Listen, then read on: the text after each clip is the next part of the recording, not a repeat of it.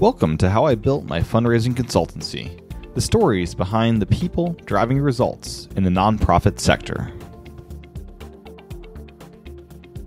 In order for a consulting firm to be successful and for the organization to have a good experience, then there are three key people that have to want to work on whatever it is they're hiring you to do. One is the executive director or the CEO. Another is the development director or the CDO. And the third is the board chair. Hi there, I'm Tim Chen, Marketing Solutionist at MarketSmart. Today on the podcast is Missy Gale, Principal of Gale Associates. Missy has been running her business since 2009, which builds on her experience in the healthcare sector and her education in marketing and advertising. She showcases what a great team-based consultancy can look like. You can find more information about her business at galeassociates.com. Without further ado, here's my interview with Missy Gale. I'm here today with Missy Gale of Gale Associates. Welcome, Missy. Thank you. So I want to have you on today as it looks like you've built up quite a business for yourself. You started out working, I believe, 7 years for Lawson Associates, which was a consultancy in and of itself. Is that right? Yes, that's right. Mm-hmm. And then when did you start up your business? In 2009, really formalized Gale Associates. So coming up on 10 years. What kind of things did you learn while being like a sub consultant for Lawson that you've taken into your own consultancy? Many people that become consultants worked in nonprofits themselves, right? So that's where we gained our experience, and mine was in healthcare. Doug was the consultant to the hospital that I worked with. That's where I met him and became interested in his work. Later left that organization and went to work for another one before thinking about consulting myself. And so when I became interested in consulting, I reached out to Doug. And I did that because I recognized the difference between being an employee within an organization as a fundraising professional and being a consultant to a fundraising organization. They're two completely different things. So probably couple of the most advantageous things of working in the years with Doug, one was learning how to listen and to understand the client's needs rather than have to be in a position like you are inside an organization to respond and implement, but to listen and determine what are the needs of the organization that you're assessing or that you're invited in to consult with, and then step back and build a plan for them that fits into their need as opposed to my expertise. Mm-hmm. And how has your background in healthcare been able to apply itself to different industries? One of the nice things about having been brought up in healthcare, so I started in healthcare public relations and marketing and then moved into fund development there in a fairly large healthcare system, is that we had a large shop with a lot of different specialists. And we grew during the time that I was there from having a few people to having multiple people. And so you have the advantage in healthcare because they generally have larger fundraising programs to see the specialties and see what has to take place in order to put a full development program together and recognize the experience and expertise that different people bring to the puzzle. And so when you go then to consult in a smaller organization where there's maybe one or two people or no people, you can bring that broader picture to them and help them understand how to put pieces of that together given the resources they have. I was looking through your website and there's a couple different kind of focuses you have. I saw planning, management, and coaching. What do you believe is the biggest strength of your consultancy, what you have of your business? Planning. Is that something that you're requested of most, or is that something where you guide them towards that? We're requested management, probably more management, meaning, come and help us fundraise. The approach is, how do I raise more money, right? Yep. Or how do I do this within, I have a fundraising program and now I have a big campaign I have to do and I need help, right? Right. We recommend the planning. It is the roadmap to any successful fundraising venture, whether it be a project like a big capital campaign, or whether it be just raising more funds, or whether it be diversifying how you raise funds. The planning is the roadmap to get there. And you'll plan the resources of the staff they have and all. Absolutely. So we'll do internal audit and assessment, and then we do external stakeholder assessment to better understand how to position the organization to be most successful with whatever their goal is, right? Right. So planning has become our strength as a company. Strategy is our strength, and really stepping back and looking at, given the resources the organization has today, given its goals on where they want to go, where should they be focusing their attention? Anybody can go out and read now on the internet. There are best practices all over the place. This is not a rocket science business at all. I mean, it's very formulaic, but being able to navigate the right strategy for your organization with the leadership that is existing, whether it be the executives or the board or the volunteers or your staff, is the hard part. Right. Mm-hmm. So typically our work is in helping an organization plan for that and helping them recognize that essential component to their own success. I have had many organizations, in the case of capital campaigns, say, we really don't want to do any planning study or feasibility study, or aren't those kind of becoming out of date to even bother with that? And my response is, call it what you will, but we've got to have a roadmap, right? So we have to spend some time, in order for me to help you be successful, we have to spend some time figuring out how you're going to be most successful. Will your team help with the creative aspects of creating the assets of, if you're doing a mailer, will you create that, or do you have someone you partner with for that? I partner with a marketing firm that actually helps me with my own marketing and has a strong nonprofit marketing background. Okay. Because I started out in PR and marketing, I bring a little bit of acumen there, but I don't physically manage the marketing piece. Yeah. Okay. And then I partner with lots of other organizations, depending on, like a MarketSmart, for example, mm-hmm. or, Donor Search, or other types of organizations that have either the products or the services that need to be brought to the table. I see. Gotcha. Now, I was looking through your website, and it looks like you've built up a team of about 10 different people that are working for Gale Associates. What was the process for expanding that to the size it is now? It was slow but sure, and it's always evolving for sure. And are all of them full-time, or are most of them part-time? They're brought into various projects as you need capacity? They're brought in based on their skill set and their expertise and the project. So my background before, as I mentioned, was in public relations and marketing. My knowledge of setting up a larger firm outside Doug's firm was a single practitioner type work. He had one or two people actually there were three of us that worked directly in accounts, and it was just more of a practitioner type service. I wanted to build more of a resource-based firm that has lots of expertise in different areas. So, obviously starting out with a background in PR and marketing, my firm looks a lot more like an ad agency or a PR firm. So we're going to go in, we're going to look at a project and determine what skills do we need to help this organization move forward. You mentioned marketing. Often we do manage the graphic and marketing to help move the project forward so that doesn't become a sticking point mm-hmm. in order for planning to get done. So we'll develop a case. We might actually produce the case so that we're not waiting for 6 weeks for an organization that maybe doesn't have that skill set. And is everyone spread across the country? Are you all centralized, working out of a single location, or how's that work? We are virtual, but we're not national. We focus on the North Texas region, Dallas, Fort Worth. Mm-hmm. And then we have clients in Dallas, Fort Worth, San Antonio, Oklahoma City. We're boutique in the sense that I'm not really building a stable of people to go across the country or to be on site in different cities. There's enough concentration of effort and work here for my business.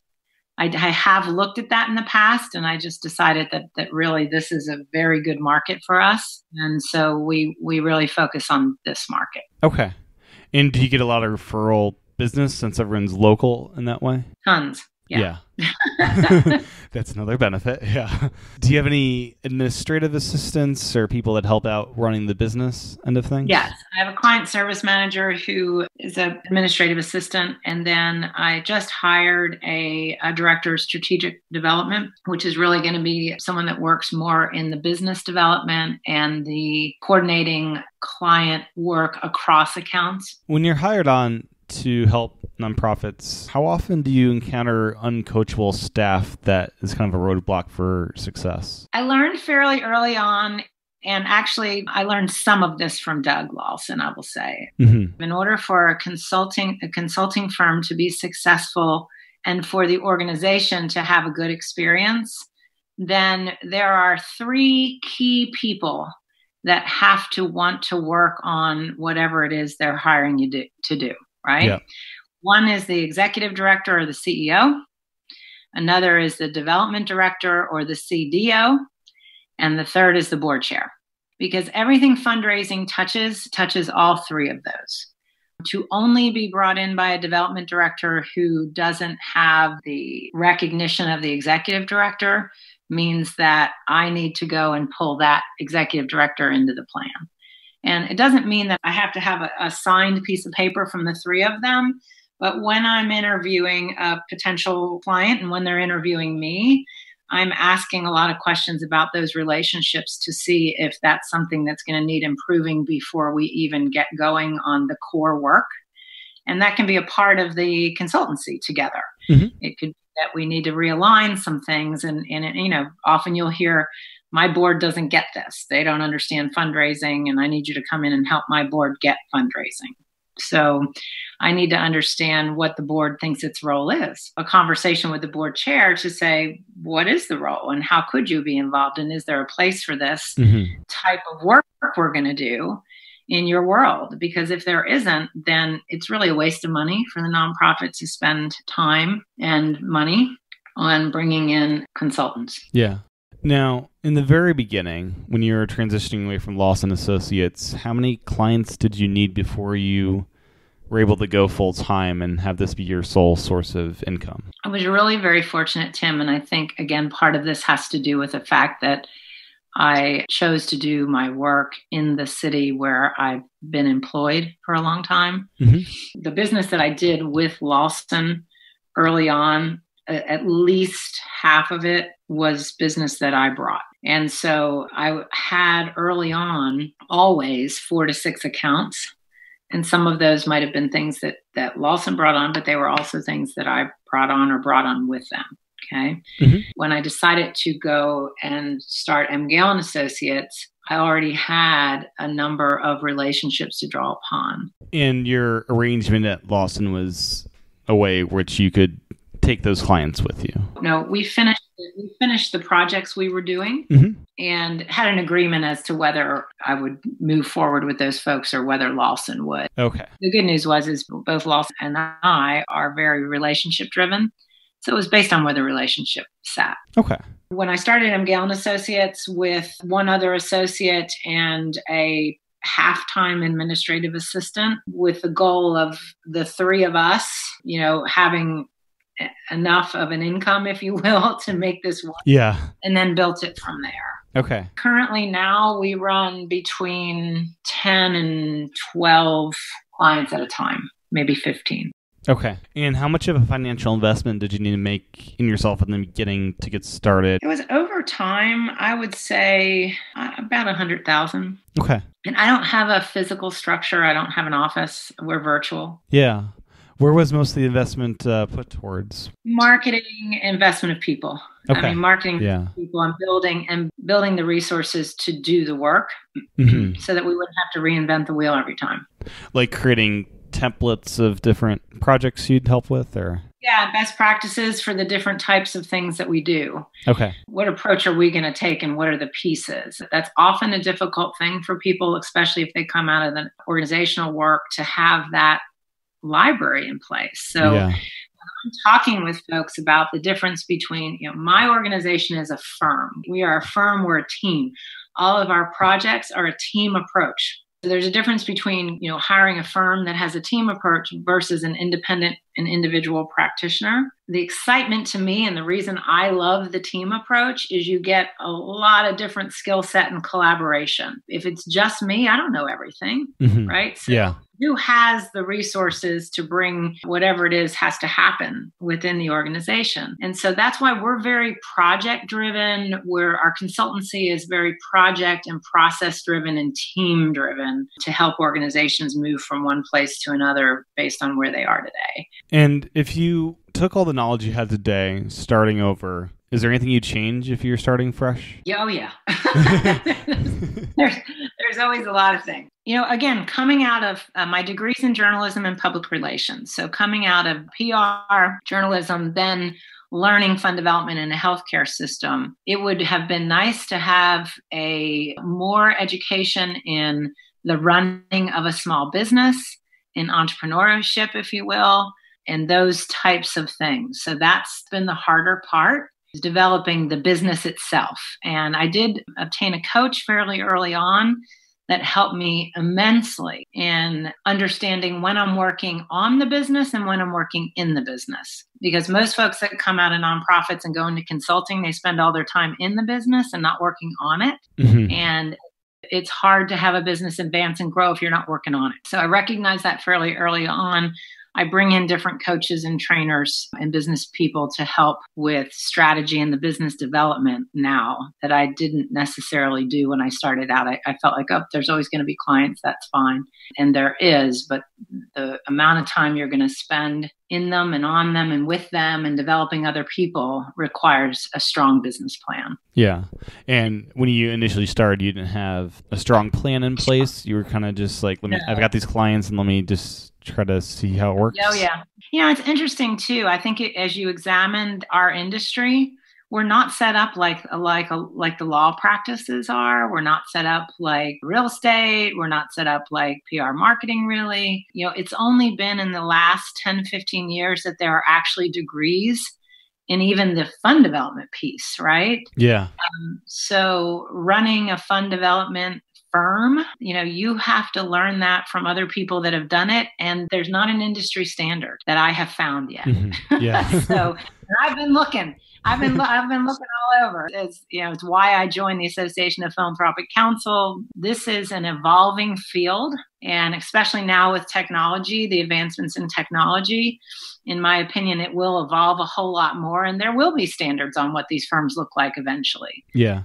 Now, what are some of your favorite tools you use to run your business and be a good consultant to the nonprofits, different software or even hardware things you depend on? Because we're virtual, we depend on G Suite big time. Yeah. Yep. I have folders for all accounts. I have folders for templates. I have libraries. I have opportunity for all of my associates to be in and out and moving within the organization. So that's a big one for us. We are moving toward a CRM for leads and management. We've now really just starting to move into more of an official sales program that will be a little bit more standardized. So a CRM for that. And then, as I mentioned earlier, for the clients themselves, the partnerships, like, for example, MarketSmart or whatever, that provides the end results. I use research tools like Foundation Search, Donor Search, those types of things. Okay. Now, you mentioned sales. When you get a new lead, someone that contacts you, is it yourself that's following up with that lead, or do you have a dedicated sales person that handles all of that? Depends on how it comes in. So if we get something in from an informational inquiry through the web, my client service manager will research the organization. What do we know about the organization? Who's on the board? So we do just a quick snapshot of who are these folks and also what their inquiry was. And then depending on what their inquiry is and what we already know about them, then I will either farm that out to an associate who helps with sales. I have an incentive plan so anyone can sell. And so I farm that out and they'll make an initial call. And then depending on what the inquiry is, they'll either go on an initial sales call or bring me along. And then I get a lot of direct calls to me or calls that I'm making out. And so, obviously being the principal and with my name on the door, I'm doing most of the selling myself. Okay. There is a process in place to advance sales. Yeah. Now, the last question before the lightning round is, what's your typical schedule like? So Mondays is an admin day. It is time when I meet with the team and also work on specific business development. Could be marketing. It could be I'm being coached from a business consultant or business development, taking a hard look at where we are on our various current client accounts, what needs to be converted, etc. Tuesday, Wednesday, Thursday, I'm usually either out on potential sales calls or meeting with clients on the piece of the account that I might be involved in, or I'm supporting my associates who are involved in the accounts by making presentations, etc., helping make sure the client deliverables get completed. Fridays, I like also to keep as an admin day to plan the next week. It's often split as a sales day, follow-up day, cleanup day, and moving toward the next week. Some travel, as I mentioned earlier. Right now, I'm spending some time in both Oklahoma City and San Antonio. So when that's involved, orchestrating the scheduling of what's going to be happening when we're not in our own region. When we return, a quick lightning round. First, a quick break. Today's free resource offer is the ultimate guide to writing major donor letters. You can download this at imarketsmart.com/major letters. That's www.imarketsmart.com/major letters. Here's what you'll learn. The 4 types of letters you should be sending your major donors, what you need to know before you begin writing, how to design your letter to be scanned before it's read, how to craft a compelling call to action, how to adopt a you mindset and make the donor feel like a hero, and much more. Visit imarketsmart.com/major letters to download your copy. That's imarketsmart.com/major letters. Now, with that, let's get to the lightning round, just a series of quick questions and answers. What's the best piece of business advice you've ever received? Be a good listener. What piece of advice would you have given to yourself as a 25-year-old? That's a fun one because I have a 25-year-old daughter and a 21-year-old daughter. Chase your dreams with a plan behind them.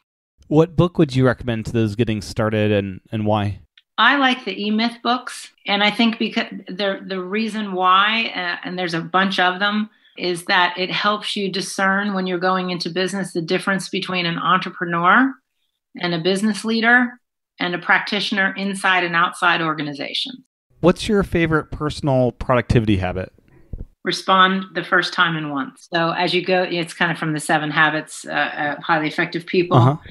Don't set things aside to do later. Do what you can now, and you'll be more productive. That's what I try to do the most of. Yeah. The things I can move quickly, I move them quickly. And what's the best under $100 purchase you've made in the last month or so? The plastic Accord folder. To segment some some paper things that needed to be segmented. Organization. It's put that helpful. one in. Yeah. What's your favorite monthly service or subscription you're signed up for? Chronicle of Philanthropy. What's an interesting or fun fact about you that most people don't know? I'm a part-time cycling enthusiast. And what's one of your most important passions outside of work? My children. Desk or car, what would you clean first? My desk or my car? My desk. If you're going to the zoo, what animal would you see first? I love horses. When I go to the zoo, I really like going to the primate area. Awesome. I'm fascinated with primates. Yeah, likewise. Tea or coffee? Coffee. And what do clients never ask you that you wish they did? What is our strongest suit? Some do, but most don't. They stick on the project. What are the best nonprofits doing right? Planning, investing in their fund development programs. What charities do you admire or support? A gamut, but I admire grassroots social service agencies, and I admire arts. And where can people find more information about your services? www.mgaleassociates.com. Fantastic. Well, thank you so much, Missy, for your time today. It's been wonderful chatting with you. Thanks for listening to this episode of How I Built My Fundraising Consultancy, presented by MarketSmart. If you like the show, make sure to review it in iTunes and pass it along to a colleague.